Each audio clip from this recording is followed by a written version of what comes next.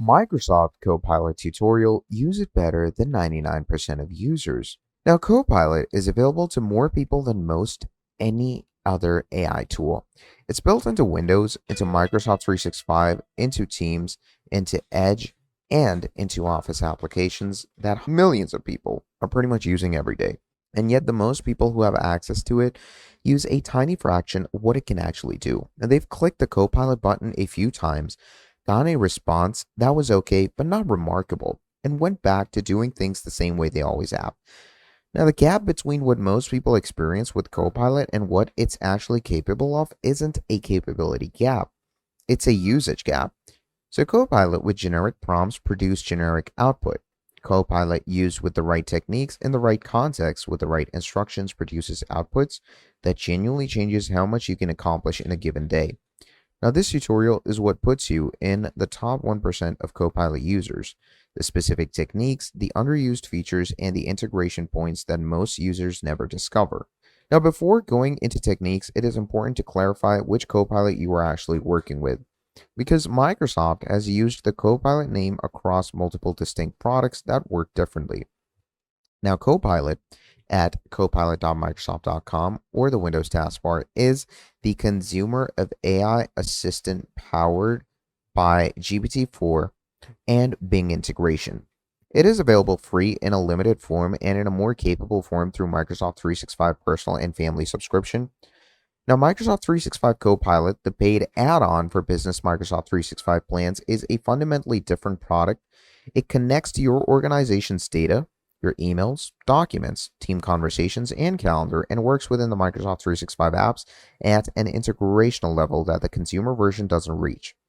Now, at $30 per user per month, it's the version with the most powerful capabilities, but it requires a business Microsoft 365 subscription. Now, Copilot in specific apps in Word, Excel, PowerPoint, Outlook, Teams are the embedded AI features within those applications. Some are available in the consumer tier, some only in the business tier. Now, this tutorial covers techniques applicable across all different types of versions, nothing where specific features are business tier only. Now, the single technique that most improves Copilot output across every use case is starting every session with a role and context statement. Something most users never do because Copilot will, respond to any question without one. Before asking Copilot anything, tell it who you are, what you're working on, and what kind of response you need. Like, let's say I'm a project manager at a construction company working on a proposal for a new commercial build. You could say, I need help drafting a client communication that's professional, but not overly formal. Okay. Now, giving it this, that context actually changes everything that Copilot produces compared to just asking, help me write a client email. Now, this applies equally in Copilot's standalone interface, in Word, where Copilot is helping you draft a document, and in Teams, where Copilot is summarizing in conversation. The more context you provide up front, the more relevant and specific the output is. And for recurring use cases, you're going to save your old prompt as a text snippet that you can paste quickly, like your role, your company type, your audience, and your communication style preferences.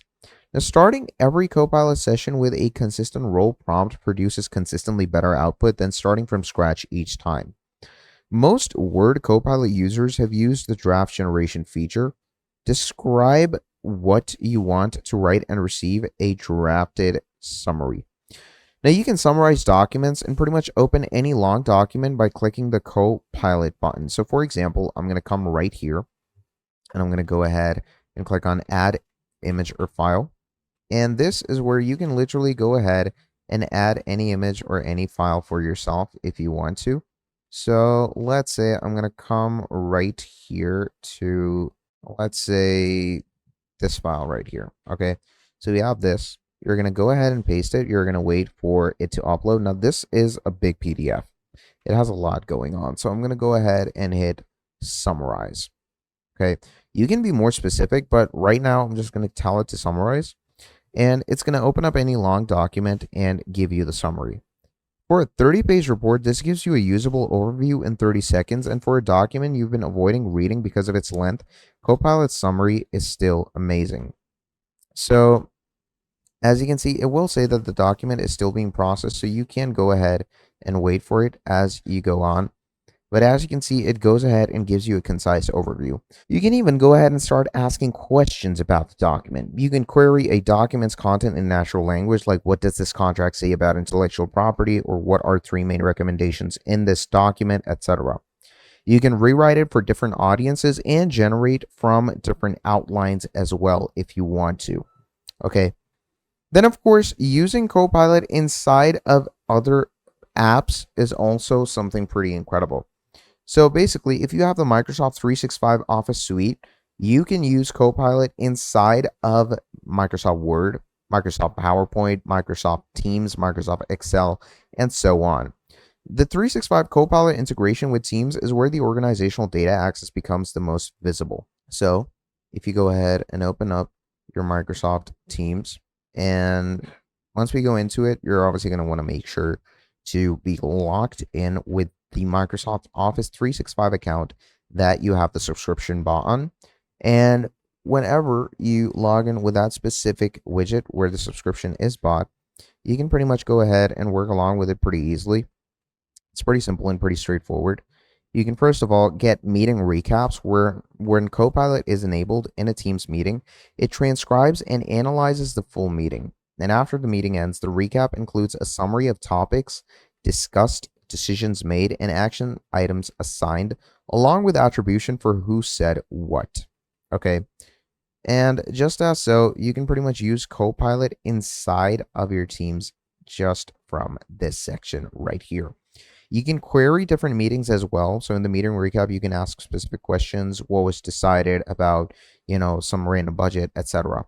You can get channel threaded summarizations and even draftings in context. And just like this, you can use it in multiple widgets and sections.